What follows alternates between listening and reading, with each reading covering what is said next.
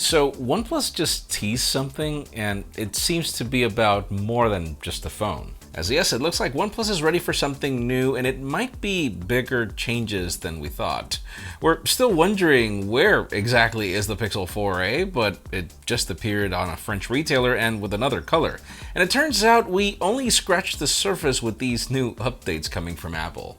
I'm Jaime Rivera, and you know what? I'm happy. July was never really a good month for device launches, and apparently that is going to change. This is Pocketnow Daily, sponsored by Trend Micro.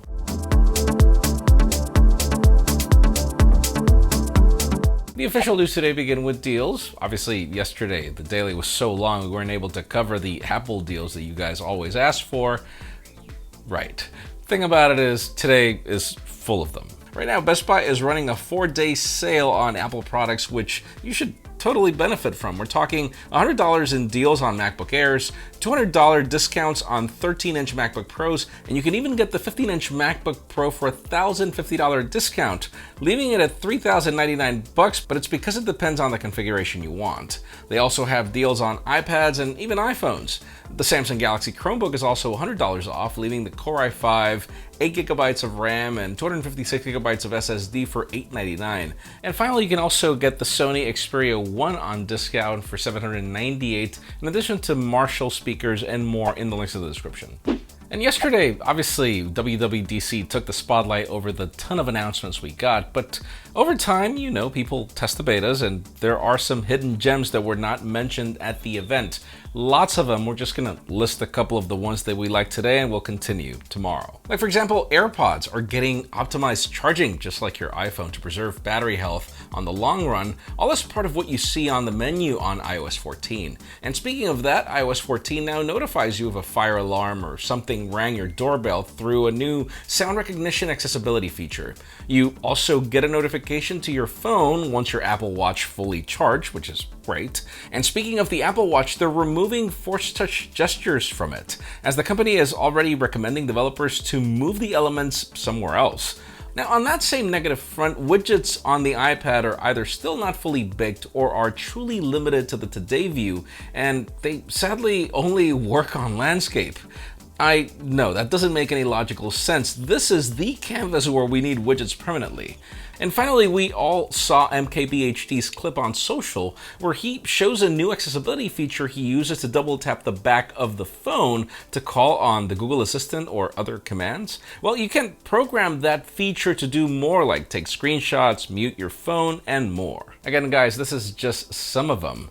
We didn't even know there was a sensor in the back of the phone, but point being, stay tuned. We'll keep you posted on other details. And before we get to the next segment, here is a word from today's sponsor, Trend Micro. One of the biggest reasons why people think twice about home network security is because it's complex or requires different approaches on multiple devices.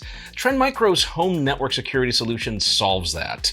Just one box to plug in your Wi-Fi router and just one application to install on your phone. Seriously, it's that simple. This home network security station scans for all the traffic passing in or out of your home network and prevents intrusions, blocks hacks, protects your privacy, and that's not all. You can see who's connected to your network, approve or disconnect them, filter the content your kids can access, and it even works with Amazon's Alexa. Trend Micro's home network security is seriously the full package in the most simple and plug-and-play solution money can buy. Follow the first link in the description below to learn why you should give the Trend Micro Home Network Security Station a try. Thank you for sponsoring this video. Now, yesterday, WWDC was not the only huge thing that happened, but this time it wasn't great for everyone. At least not for Microsoft. If you remember, last year Microsoft signed a lot of big names like Ninja and Shroud to their streaming platform Mixer. Allegedly, we're talking tens of millions of dollars to sign them up. Well, basically, Microsoft made these moves to compete with Twitch and YouTube, but apparently that wasn't enough to get the platform off the ground. Pretty much just like what happened with Nokia and Windows Phone, now Microsoft is giving up on Mixer as it will stop operations on July 22nd. If you're a Mixer streamer and you're worried, Facebook Gaming actually bought them out and is welcoming all Mixer streamers, offering them a partner status and a level up program if they are already monetizing on Mixer. As of July 22nd, the Mixer URL will redirect to Facebook GG. Now, if you want to learn details on the transition, we've got everything in the links to the description. And all this to say, Ninja and Shroud, I mean, good for you guys. You get to keep the money, and I guess we'll see you on Twitch soon. And let's continue talking about gaming, but not at that level. Let's move the spotlight over to the ASUS ROG Phone 3, as we've been covering rumors for weeks, and obviously we really want to see what we're getting here in addition to the leaks.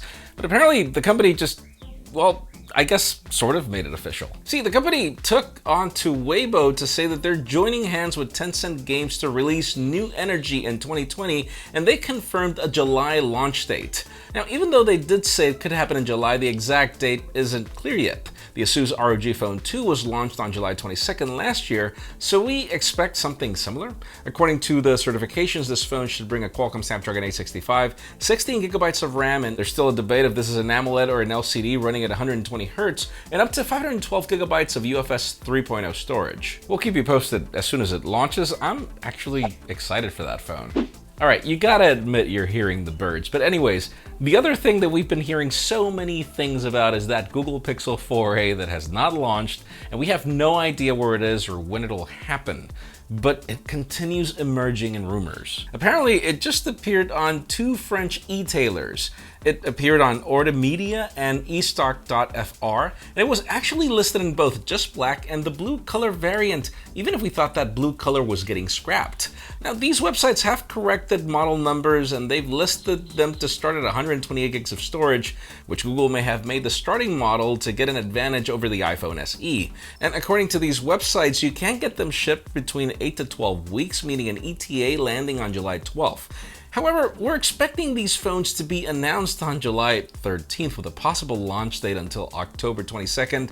So this might just serve as some sort of a confirmation that we could get an announcement on July 13th. Now, the price tags weren't necessarily beautiful, 506 euros and 441, though, you know, in Europe and in Asia, the price tags are never the same when compared to the United States. We'll see what we get. And finally, the hottest news today have to do with the other hot and important topic that happened yesterday, as both of the OnePlus co-founders tweeted out the hashtag New Beginnings along with a question, who wants something new? Well, today the company just announced that they have a new smartphone series launching soon. They also took to the forums to say that this new phone is bringing premium and flagship experiences to a new and more affordable product line. They also said that this new series will be introduced in Europe and in India, but they are looking forward to bringing it to North America in the future. As for the name, we're not sure if we're going to be calling this the OnePlus Z. That's the long-time name that we've been hearing, but there's also a hint of Nord by OnePlus, which also got trademarked back in March. And the price tag, if the rumors are true, is going to be crazy. $330, even for the high mid-range specs, are crazy good. Possible launch date July 10th, but let us know in the comments down below, what do you think? Do you think that the new beginnings mean that the company has rethought their strategy and they're going less expensive because they probably haven't had that much of a success with the OnePlus 8? Or is this just something that they were planning because, hey, we've been covering these rumors for months? I think that this is part of a broader strategy, but that's just me. Leave us a comment down below. This is probably one of the reasons why I'm telling you, July is going to get really hot.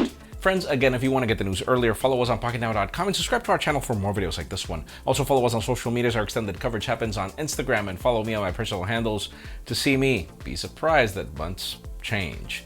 Please give this video a thumbs up if you like what you saw. I'm Jaime Rivera. Thanks so much for watching. We'll see you tomorrow.